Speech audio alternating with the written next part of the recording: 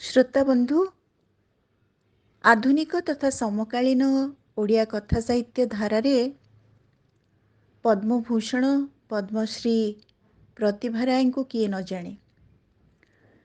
से कथाकारितार अद्वितीय अनतिक्रम्या तांको अजस्रस्रावी लेखनी स्वतंत्र परिचिति लाभ करिछि। तांको गल्पगुड़िक जुगोपयोगी एवं समाजर प्रत्येकटी चरित्र भितरे से गप को खोजी पाइजंती। मानवीय भावस्पंदन तांको गल्प जगतर अंतस्वर को आहुरी ऊर्जस्वल करे।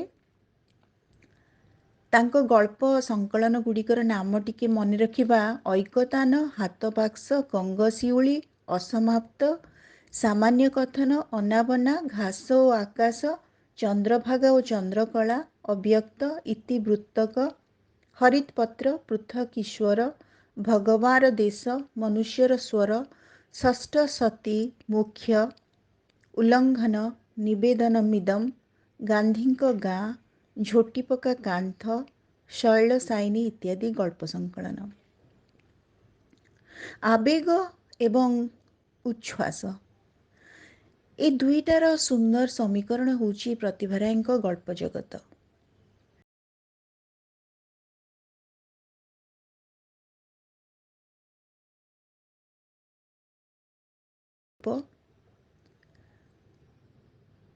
भाषाशैली माध्यम कथन नैपुण्य पई तांको गल्प गुड़िक रसोत्तीर्ण होईछि। उल्लंघन गल्प संकलन पई से 2000 वर्षर श्रेष्ठ गाल्पिका भावरे केंद्र साहित्य एकाडेमी द्वारा पुरस्कृत। समग्र कृति पई से 2011 रे मर्यादा मंडित ज्ञानपीठ पुरस्कार प्राप्त होइछंती एवं 2016 रे साहित्य भारती सम्मान रे सम्मानिता एवं परवर्ती पर्याय रे तांकर मर्यादा संपन्न जो पुरस्कार गुड़िक अच्छी ता उपरे आमे पूर्वर गोटे भल ऑडियो प्रस्तुत करि सारिछि। आज पद्मभूषण प्रतिभा रायंकर गोटे सुंदर गप आपण मानक सम्मुखरे मु प्रस्तुत करिछि। सेटा होछि उत्तर मार्ग, जहाँकि 1988 रे प्रकाश पाइथिला।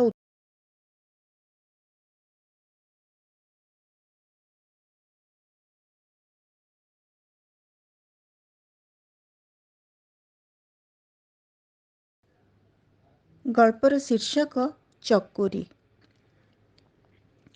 स्वामी एवं पुत्रर दायित्व चकुरी उपरे लदी देई देवकी आराम करती।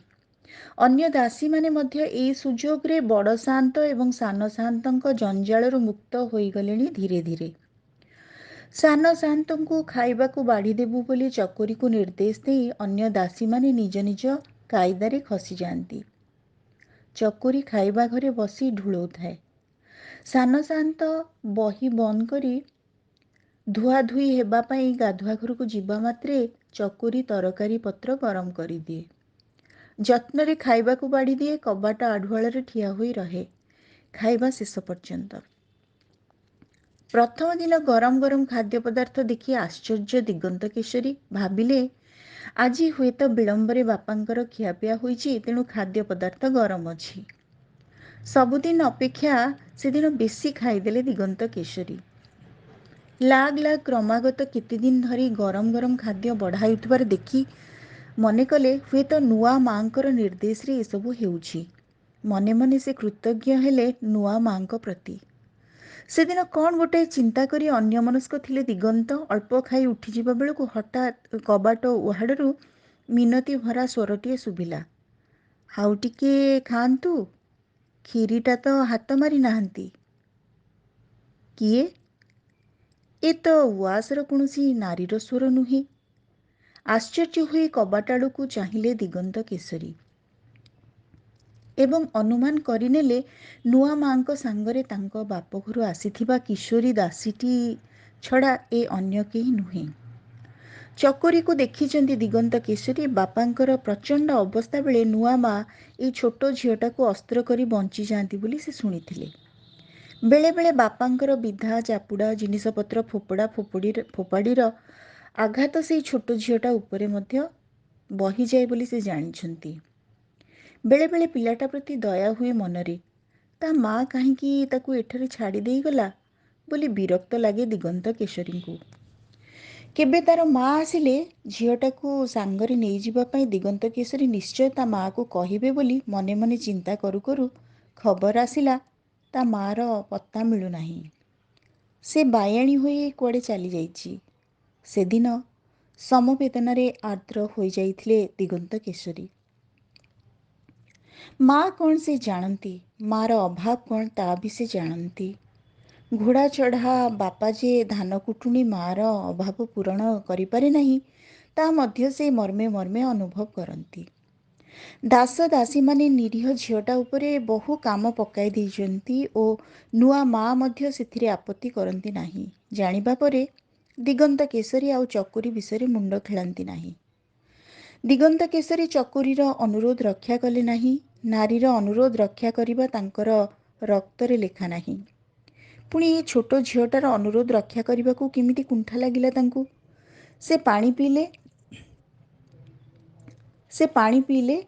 ସେମିତି ବସି ରହି କହିଲେ, ତମକୁ କିଏ କହିଲା ମୋ ପାଇଁ ଅପେକ୍ଷା କରିବାକୁ? କାଲିଠୁ ଆଉ ମୋତେ ଅପେକ୍ଷା କରି ବସିବ ନାହିଁ। ଖାଦ୍ୟ ପଦାର୍ଥ ମୋ ପଢ଼ା ଘରେ ଘୋଡ଼ାଇ ରଖିଦେବ। ପଢ଼ା ସରିଲେ ମୁଁ ଖାଇନେବି। ଚକୁରୀର ଆଖି ଛଳଛଳ ହୋଇଗଲା। ସାନ ସାଆନ୍ତ ତାକୁ ଏତେ ସମ୍ମାନ ଦେଖାଇ ତମେ ବୋଲି କହିଲେ। ଏ ପର୍ଯ୍ୟନ୍ତ ତୁ ଛଡ଼ା ତମେ ଶବ୍ଦ ସେ କାହାରିଠାରୁ ଶୁଣି ନଥିଲା। ତମେର ଅର୍ଥ ସେ ଗୋଟେ ମଣିଷ, ତାର କିଛି ମୂଲ୍ୟ ଅଛି। ତମେ ଶୁଣିବା ଭଳି କେହି ତା ଭିତରେ ନିଶ୍ଚୟ ଅଛି। ସେ ଜଣକ କିଏ? ସାଧବୀ ଦାସୀର ଝିଅ ଚକୁରୀ ଦାସୀ କ'ଣ ତମେ ଶୁଣିବାର ଯୋଗ୍ୟା? ତା ବୋଉକୁ ମଧ୍ୟ କେହି କେବେ ତମେ କହିବାର ସେ ଶୁଣି ନାହିଁ। ଚକୁରୀ ଦାସୀ ନିଜ ଭିତରର ତମେଟିକୁ ଖୋଜିବାକୁ ଲାଗିଲା ଏବଂ ଖୋଜି ଖୋଜି ହତାଶ ହେଲା। ଦାସୀ ଭିତରେ ତମେ ଶୁଣିବାର ଗୋଟିଏ ମଣିଷ ଯେ ଥାଏ, ଏ ବିଶ୍ୱାସ ତାର ହେଲା ନାହିଁ। ତା ପରଦିନ ପୁଣି ଅପେକ୍ଷା କରି ବସିଲା ଚକୁରୀ। ସାନ ସାଆନ୍ତ କହିଲେ ବୋଲି ସେ କେମିତି ଖାଇବା ଜିନିଷ ଘୋଡ଼େଇ ଦେଇ ନିଜେ ଖାଇ ପିଇ ଶୋଇପଡ଼ିବ? ସାଆନ୍ତାଣୀକୁ ପଚାରିଲା ଚକୁରୀ। ସାଆନ୍ତାଣୀ ରାଗିଯାଇ କହିଲେ, ସାନ ସାଆନ୍ତ କହିବେ ବୋଲି ତମେ ସବୁ ଖାଇ ପିଇ ଶୋଇପଡ଼ିବ? ଏତେ ସାହସ ତମର ସବୁ? ତୁ ହୁଅ କି ଯେ ହେଉ, ତାଙ୍କୁ ଖାଇବାକୁ ଦେଇସାରି ଶୋଇବ। ସେ ସେମିତି କହିବେ, ତମେ ସବୁ ସେ କଥା ଶୁଣିବ ନାହିଁ। ଅନ୍ୟ ଦାସୀମାନଙ୍କୁ ପଚାରିଲା ଚକୁରୀ। ସେମାନେ ବି ସେଇ କଥା କହିଲେ। ମାତ୍ର ଅପେକ୍ଷା କରି ବସିବାର ଦାୟିତ୍ୱଟା ଚକୁରୀ ଉପରେ ପକାଇଦେଲେ। ଚକୁରୀ ଡରି ଡରି ପଚାରିଲା, ଯଦି ମୋ ଉପରେ ସେ ରାଗିବେ? ରାଗିବେ ତ, ସାଆନ୍ତମାନେ ସବୁ କଥାରେ ରାଗନ୍ତି। ସେ ରାଗକୁ ବରଦାସ୍ତ କରି ସେମାନଙ୍କର ସେବା କରିବାକୁ ହେବ। ଆମ କଥା ଅଲଗା। ଆମ ଚେର ବହୁ ତଳକୁ ଚାଲିଗଲାଣି। ଆମକୁ ଏ ଉଆସରୁ ବାହାର କରିଦେବା ସହଜ କଥା ନୁହେଁ। ମାତ୍ର ତୋ କଥା ଅଲଗା। ତତେ ସମସ୍ତଙ୍କ ମନ ନେଇ ଚଳିବାକୁ ପଡ଼ିବ। ଏ ଉଆସରେ ନିଜ ପାଇଁ ଗୋଟାଏ ସ୍ଥାନ କରି ନେବାକୁ ହେବ। ଜାଣି ରଖ, ଏ ସଂସାରରେ ମୁଣ୍ଡ ଗୁଞ୍ଜିବା ପାଇଁ ତୋର ସ୍ଥାନ ନାହିଁ। ତୋ ବୋଉ ଯେଉଁ କୀର୍ତ୍ତି କରିଯାଇଛି, ତତେ ଆଶ୍ରା ଦେବ କିଏ? ଭାଗ୍ୟ ଭଲ, ସାଆନ୍ତାଣୀ ତତେ ଦୟା ପାଇ ଏଠାରେ ଆଶ୍ରା ଦେଇଛନ୍ତି।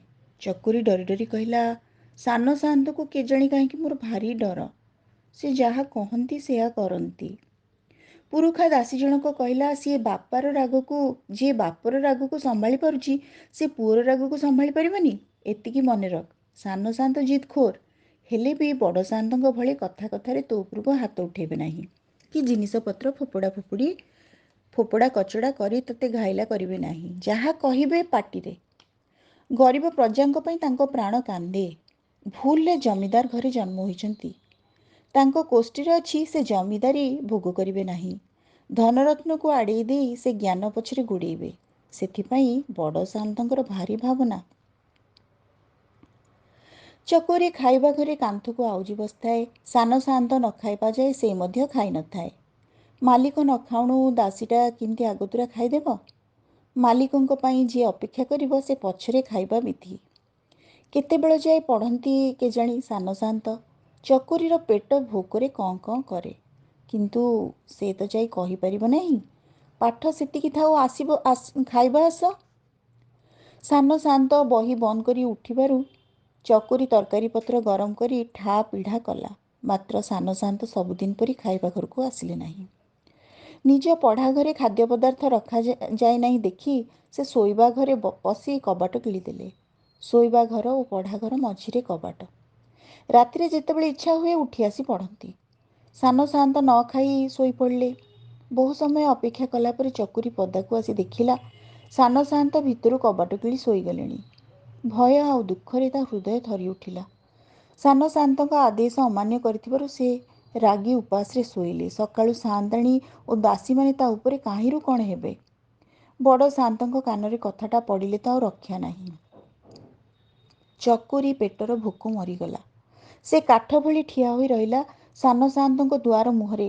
ଆହା, ମା ଝିଉଣ୍ଡ ସାନ ସାଆନ୍ତ ଏତେ ବଡ଼ ଶୀତ ରାତିଟାରେ ଉପାସରେ ଶୋଇଲେ ତାରି ଉପରେ ରାଗ କରି। ଶେଷ ମାର୍ଗଶିର ଶୀତ ତାର ହିମାଳ ହାତ ବୁଲାଇ ଚକୁରିର ଭୟ ଓ ଦୁଶ୍ଚିନ୍ତାକୁ ପୋଛି ନେବା ପାଇଁ ଯେତେ ଚେଷ୍ଟା କରୁଥାଏ, ଚକୁରି ସେତେ ବେଶୀ ଶୀତରେ, ଭୟରେ, ଦୁଃଖରେ, ଭୋକରେ ଠକ୍ ଠକ୍ କମ୍ପୁଥାଏ।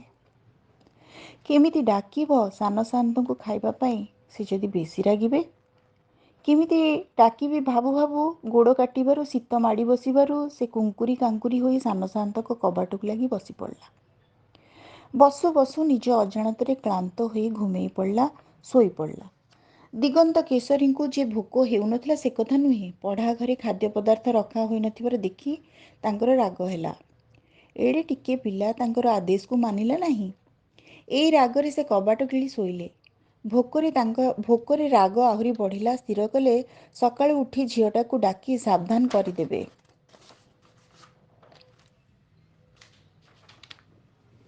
ସାବଧାନ କରିଦେବେ ଯେ ସେ ମଧ୍ୟ ଏ ଘରର ଜଣେ ମଣିଷ ଏବଂ ତାଙ୍କର ଆଦେଶର ଓଜନ ଅଛି। ସବୁଦିନ ପରି ଅନ୍ଧାର ଥାଇ ସେ ଉଠିଲେ। ପ୍ରାତଃ ଭ୍ରମଣରେ ଯାଇ ସେ ବିଭିନ୍ନ ପଡ଼ାରେ ବୁଲି ପ୍ରଜାମାନଙ୍କର ଅବସ୍ଥା ସମ୍ପର୍କରେ ଗୋଟିଏ ଧାରଣା କରନ୍ତି।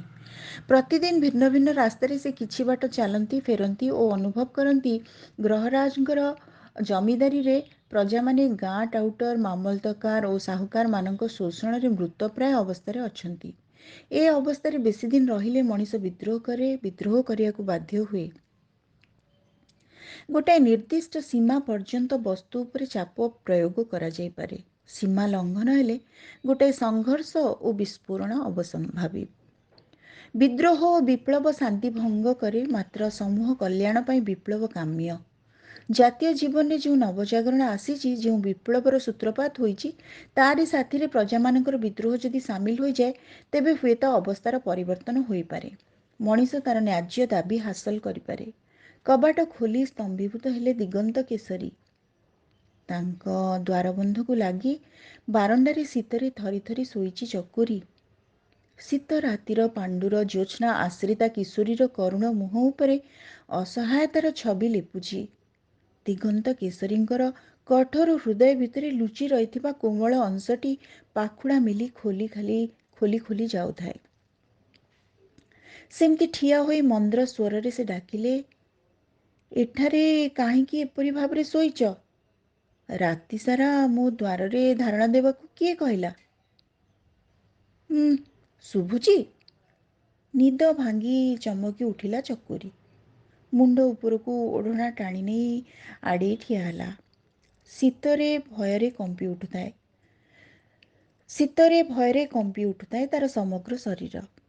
କୋହ ଚାପି ଚାପି କହିଲା, ମୋର ଦୋଷ ହୋଇଛି। କାଲି ହଜୁର ଉପାସ ରହିଲେ। ଦିଗନ୍ତ କେଶରୀ ଚିଡ଼ି ଉଠି କହିଲେ, ଆଜିଠାରୁ ମୋ ପାଇଁ ମୋ ପଢ଼ା ଘରେ ଖାଦ୍ୟ ରଖିଦେବ। ହଁ ହଜୁର। ମଣିମା, ଏସବୁ ମୋତେ କହିବ ନାହିଁ। ମଣିମା ବୋଲି ଡାକିବ ନାହିଁ। ସେସବୁ ଶୁଣିବା ପାଇଁ ମୁଁ ଘୃଣା କରେ।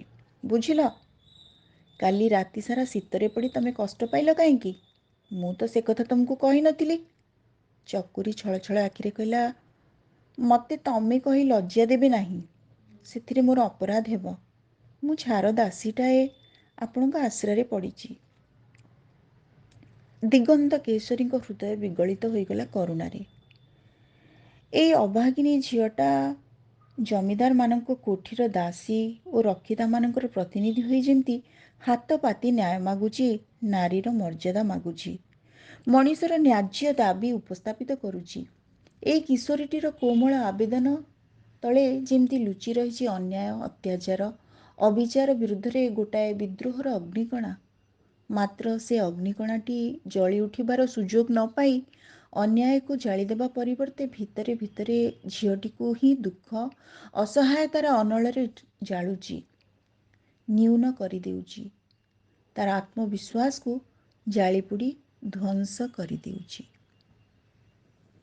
ଶ୍ରୋତାବନ୍ଧୁ, ଆପଣମାନେ ଶୁଣୁଥିଲେ ଉତ୍ତର ମାର୍ଗ ସଂକଳନସ୍ଥ ଏକ ସୁନ୍ଦର ଗଳ୍ପ ଚକୋରୀ, ଯାହାର ସୁଲେଖିକା ପଦ୍ମଭୂଷଣ ପ୍ରତିଭା ରାୟ। ଧନ୍ୟବାଦ।